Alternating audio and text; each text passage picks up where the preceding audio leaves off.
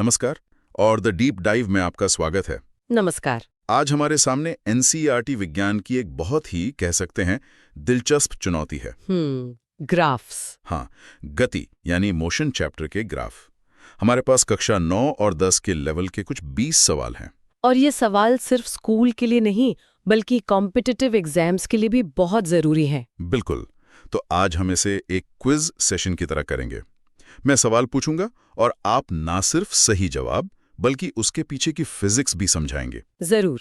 कोशिश यही रहेगी कि कोई भी डाउट बाकी ना रहे। तो फिर चलिए शुरू करते हैं। हमारा पहला सेक्शन है दूरी और विस्थापन समय ग्राफ पर।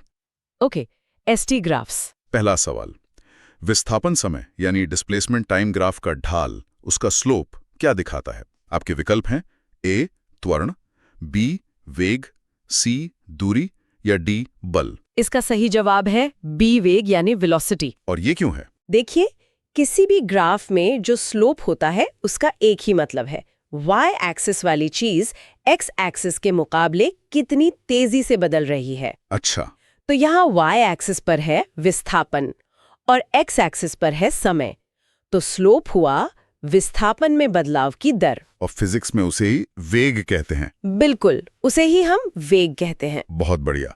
तो स्लोप मतलब बदलाव की दर, ये याद रखने वाली चीज है। हाँ। चलिए इसी लॉजिक से अगला सवाल देखते हैं। अगर दूरी समय ग्राफ समय अक्ष के समानांतर है, मतलब एक हॉरिजॉन्टल लाइन है, तो इसका क्या मतलब है? विकल्प हैं ए वस्तु एक समान चाल से चल रही है, बी वस्तु विरामावस्था में है, या सी वस्तु का त्वरण शून्य नहीं है। यहाँ सही जवाब होगा बी, वस्तु विरामावस्था में है, मतलब वो रुकी हुई है। और आपके लॉजिक के हिसाब से? हाँ, तो देखिए, एक हॉरिजॉन्टल लाइन का स्लोप क्या होता है? 0, शून्य। और हमने अभी कहा कि दूरी समय ग्राफ का स्लोप चाल बताता है। हाँ।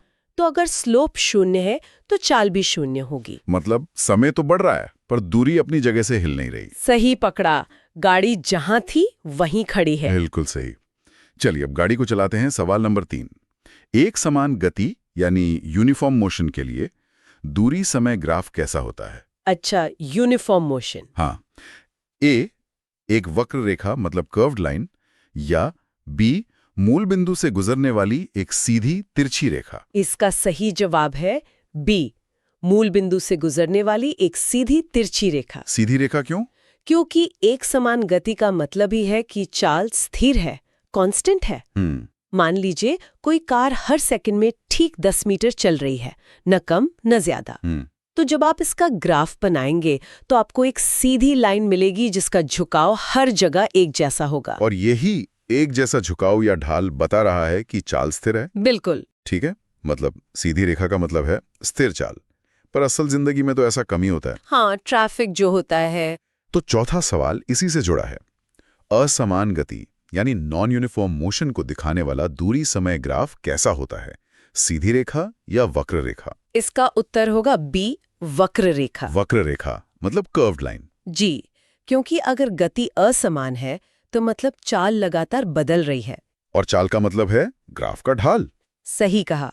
तो अगर चाल बदल रही है तो ग्राफ का ढाल भी हर पल बदलना चाहिए, और ये सिर्फ एक कर्व्ड लाइन में ही मुमकिन है। वाह, तो ग्राफ के मुड़ने का भी एक मतलब है। हाँ, अगर कर्व ऊपर की तरफ ज्यादा मुड़ रहा है तो गाड़ी तेज हो रही है। अच्छा, अब पहले सेक्शन का आखिरी सवाल, ये अब तक की हमारी बातचीत का एक तरह से निचोड़ है।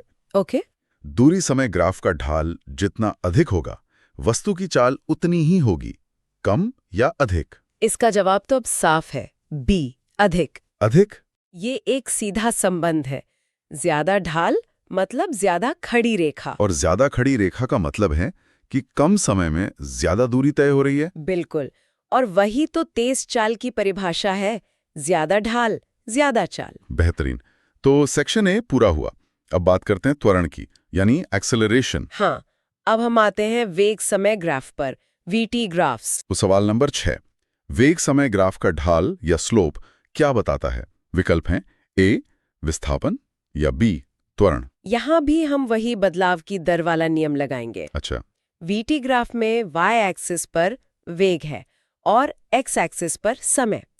तो स्लोप का मतलब हुआ वेग में बदलाव की दर। और फिजिक्स में उसे ही त्वरण कहते हैं। जी हाँ, उसे ही हम b त्वरण या एक्सेलरेशन कहते हैं। वाह, तो एसटी ग्राफ का ढाल वेग और वीटी ग्राफ का ढाल त्वरण। एक पैटर्न है। बिल्कुल, लेकिन वीटी ग्राफ में स्लोप के अलावा एक और चीज बहुत जरूरी है, वो है ग्राफ के नीचे का एरिया। हाँ, ये बहुत ही महत्वपूर्ण कॉन्सेप्ट है। तो अगला सवाल यही है, वेग समय ग्राफ के नीचे घिरा हुआ क्षेत्रफल क्या बताता है? इसका सही जवाब है सी, विस्थापन। विस्थापन।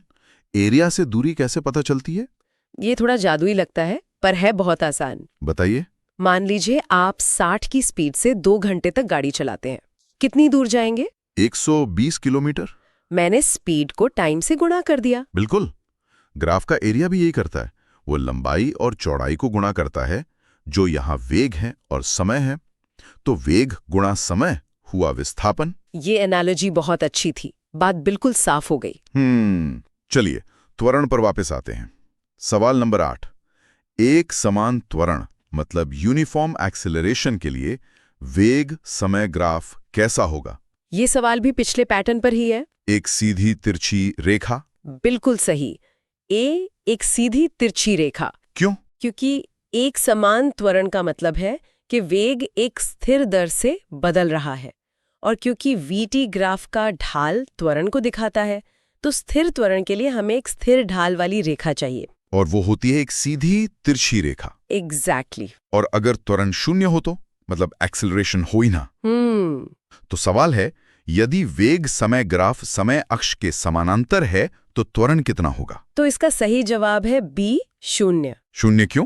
समानांतर रेखा का मतलब है कि समय तो बढ़ रहा है, पर वाई एक्सिस पर वेग का मान बदल ही नहीं रहा। अच्छा, मतलब वेग स्थिर है। हाँ, और त्वरण की परिभाषा ही है वेग में बदलाव। अगर वेग बदल ही नहीं रहा तो त्वरण 0 होगा। जैसे हाईवे पर क्रूज कंट्रोल पे गाड़ी चलाना। बिल्कुल सही उदाहरण। ठीक है, अब इसका उल्टा। जब हम ब्रेक लगाते हैं। सवाल नंबर 10, मंदन यानी रिटार्डेशन को दिखाने वाला वेग समय ग्राफ कैसा होता है? मंदन मतलब नेगेटिव एक्सेलरेशन। हाँ, तो ग्राफ ऊपर जाएगा या नीचे आएगा? इसका जवाब है बी, नीचे की तरफ आती सीधी रेखा। नीचे की तरफ क्यों? क्योंकि मंदन का मतलब है वेग समय के साथ घट रहा है। स्टेशन आने पर ट्रेन की स्पीड कम होती है ना? हाँ। तो ग्राफ में हमें एक ऐसी रेखा चाहिए जिसका ढाल ऋणात्मक हो, और गणित में जो रेखा ऊपर से नीचे आती है उसका स्लोप हमेशा नेगेटिव होता है। शानदार! अब हमारे कॉन्सेप्ट्स काफी मजबूत हो गए। हाँ, अब हम कुछ कैलकुलेशन कर सकते हैं। तो सवाल नंबर 11, किसी वीटी ग्राफ में एक आयत यानी रेक्टेंगल बनता है। उसका आधार 5 सेकंड है और ऊंचाई 10 मीटर सेकंड है। विस्थापन कितना होगा? ये तो सीधे सीधे एरिया वाले कॉन्सेप्ट पर है। मतलब गुणा करना है? हाँ, हमने बात की थी कि वीटी ग्राफ के नीचे का एरिया विस्थापन देता है। आयत का क्षेत्रफल होता है लंबाई गुणा चौड़ाई। तो 10 गुणा 5? जी, 10 मीटर सेकंड गुणा 5 सेकंड, तो ये हुआ 50 मीटर। सही जवाब है सी, 50 मीटर। बहुत सीधा सवाल था। अगला सवाल तुलना करने का है। 2 कारें हैं, ए और बी। उनके दूरी समय ग्राफ में ए का ढाल बी से ज्यादा है। कौन सी कार तेज चल रही है? इसका जवाब एकदम साफ है, कार ए। हाँ, ए, कार ए। हमने ये नियम बनाया था कि दूरी समय ग्राफ में जिसका ढाल ज्यादा उसकी चाल भी ज्यादा। मतलब एक ही रेखा ज्यादा खड़ी है? बिल्कुल, यानी वो कम समय में बी से ज्यादा दूरी तय कर रही है। ठीक है। अब एक और लॉजिकल सवाल। एक वेग समय ग्राफ मूल बिंदु यानी ओरिजिन 0,0 से शुरू हो रहा है। इसका क्या मतलब है? वस्तु का शुरुआती वेग कितना है? अगर ग्राफ ओरिजिन से शुरू हो रहा है, हाँ, तो ओरिजिन पर x और y दोनों की वैल्यू 0 होती है। सही है। यहाँ x पर समय है और y पर वेग, तो मतलब t0 पर वेग भी 0 था। तो शुरुआती वेग 0 है। हाँ, 0 ms, यानी वस्तु रुकी हुई अवस्था से चली थी। अब एक बहुत ही मजेदार सवाल। भौतिक रूप से क्या संभव नहीं है? अच्छा, इम्पॉसिबल सिचुएशन। हाँ, इनमें से कौन सा ग्राफ एक असंभव स्थिति को दिखाता है? ए, दूरी समय कर्व, या बी, समय अक्ष के लंबवत यानी वर्टिकल रेखा? ये एक क्लासिक सवाल है और सही जवाब है बी, समय अक्ष के लंबवत रेखा। एक वर्टिकल लाइन असंभव क्यों है? सोचिए, वर्टिकल लाइन का मतलब क्या है? इसका मतलब है कि एक्स एक्सिस पर समय का मान स्थिर है, समय आगे ही नहीं बढ़ा।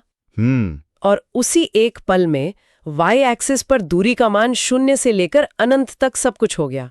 मतलब एक ही पल में हर जगह होना। हाँ, जो कि असंभव है। ये भौतिकी के नियमों के खिलाफ है। ये उदाहरण शानदार था। चलिए अब इस सेक्शन का आखिरी सवाल। ओके। ऋणात्मक त्वरण का मतलब है कि वेग समय ग्राफ का स्लोप है धनात्मक, ऋणात्मक या 0। सही जवाब है बी, ऋणात्मक। ये असल में मंदन वाले सवाल का ही दूसरा रूप है। अच्छा, वही कॉन्सेप्ट है। हाँ, ये सीधे सीधे परिभाषा से जुड़ा है। हम ये स्थापित कर चुके हैं कि वी.टी. ग्राफ का स्लोप ही त्वरण होता है। तो अगर त्वरण ऋणात्मक है तो स्लोप भी ऋणात्मक होगा। बिल्कुल। चलिए अब हम कुछ एडवांस कॉन्सेप्ट्स पर आते हैं जहां अक्सर गलती होती है। जरूर। सवाल नंबर 16। एक वस्तु एक वृत्ताकार पथ पर नियत चाल मतलब कांस्टेंट स्पीड से चल रही है। इसका वेग समय ग्राफ कैसा होगा? ये एक बहुत अच्छा सवाल है। यहाँ बहुत लोग धोखा खा जाते हैं। तो क्या इसका ग्राफ एक हॉरिजॉन्टल सीधी रेखा होगा क्योंकि चाल तो नियत है? नहीं, इसका सही जवाब है बी, लगातार बदलता हुआ। बदलता हुआ क्यों? यहाँ जो मुख्य शब्द है वो है चाल और वेग। चाल एक अदिश राशि है पर वेग एक सदिश राशि है। उसमें दिशा भी होती है। अच्छा, दिशा। जब कोई वस्तु गोल घूमती है तो भले ही उसकी स्पीड 20 पर अटकी हो, लेकिन उसकी दिशा तो हर पल बदल रही है ना? हाँ, ये तो सही है। और अगर दिशा बदल रही है तो मतलब उसका वेग भी लगातार बदल रहा है। इसलिए ग्राफ सीधा नहीं हो सकता। ये बहुत जरूरी अंतर है। अब एक और ऐसा ही अंतर दूरी और विस्थापन में है। सवाल 17। दूरी हमेशा बढ़ती है या स्थिर रहती है? इसलिए दूरी समय ग्राफ कभी भी नीचे की तरफ झुक सकता है। नहीं। सही जवाब है सी, वो कभी भी नीचे की तरफ झुका हुआ नहीं हो सकता। क्यों? दूरी आपकी गाड़ी के ओडोमीटर की तरह है। आप चाहें आगे जाएं या वापस आएं, रीडिंग हमेशा बढ़ती है, कभी घटती नहीं। अच्छा। ग्राफ का नीचे झुकने का मतलब होगा कि दूरी समय के साथ कम हो रही है, जो कि असंभव है। लेकिन विस्थापन के साथ ऐसा हो सकता है? बिल्कुल। तो अगला सवाल यही है, विस्थापन समय ग्राफ का स्लोप ऋणात्मक हो सकता है। ये क्या दिखाता है? ऋणात्मक स्लोप का मतलब है ऋणात्मक वेग। और ऋणात्मक वेग का मतलब? इसका मतलब है कि वस्तु वापस शुरुआती बिंदु की तरफ आ रही है। जैसे घर से बाजार जाकर वापस घर आना। सही उदाहरण है। जब आप वापस घर की ओर आते हैं तो आपका विस्थापन घट रहा होता है और वेग की दिशा उल्टी हो जाती है, इसीलिए स्लोप नेगेटिव होता है। अब एक ऐसे ग्राफ की बात करते हैं जो थोड़ा कम इस्तेमाल होता है। 19वां सवाल। त्वरण समय यानी एटी ग्राफ का क्षेत्रफल क्या दर्शाता है? यहाँ भी हम वही लॉजिक इस्तेमाल करेंगे जो वीटी ग्राफ के लिए किया था। गुणा करने वाला। हाँ, हम त्वरण और समय का गुणा करेंगे। त्वरण का सूत्र है वेग में परिवर्तन बटा समय। तो समय से समय कट जाएगा। बिल्कुल, और बचेगा सिर्फ वेग में परिवर्तन। तो सही जवाब है बी, वेग में परिवर्तन। और अब हमारा आखिरी सवाल जो आज की पूरी चर्चा का सार है। ठीक है। नीचे दिए गए कथनों में से कौन सा एक सही है? ए, एसटी ग्राफ का एरिया वेग देता है। बी, वीटी ग्राफ का स्लोप त्वरण देता है। हाँ, तो यही सही है। बी, वीटी ग्राफ का स्लोप त्वरण देता है। ये तो हमारी चर्चा का मुख्य बिंदु रहा है। जी, बाकी सब गलत है। एसटी ग्राफ का स्लोप वेग देता है, त्वरण नहीं। और वीटी ग्राफ का एरिया विस्थापन देता है, स्लोप नहीं। बिल्कुल। तो सिर्फ विकल्प बी ही सही है। तो ये थे गति के ग्राफ पर आधारित 20 महत्वपूर्ण सवाल। मुझे लगता है हमने ये साबित कर दिया कि ग्राफ सिर्फ लाइनें नहीं हैं। नहीं, बिल्कुल नहीं। ये गति की पूरी कहानी बताते हैं। अगर आप ग्राफ पढ़ना सीख गए तो आप बहुत सी समस्याओं को सिर्फ देखकर ही हल कर सकते हैं। एक तरह की विजुअल भाषा है ये। हाँ, और आज हमने उस भाषा के अक्षर सीखे हैं। जाते जाते हमारे श्रोताओं के लिए कोई सवाल जो उन्हें सोचने पर मजबूर करें। जरूर। हमने आज ये समझा कि वेग समय ग्राफ के नीचे का क्षेत्रफल विस्थापन बताता है। अब इस पर सोचिएगा, अगर वेग समय ग्राफ का कोई हिस्सा समय अक्ष के नीचे चला जाए जहां वेग का मान ऋणात्मक हो, अच्छा, तो उस हिस्से के क्षेत्रफल का यानी उस ऋणात्मक क्षेत्रफल का भौतिक मतलब क्या होगा? वो वस्तु की गति की कहानी में कौन सा नया मोड़ ला रहा है?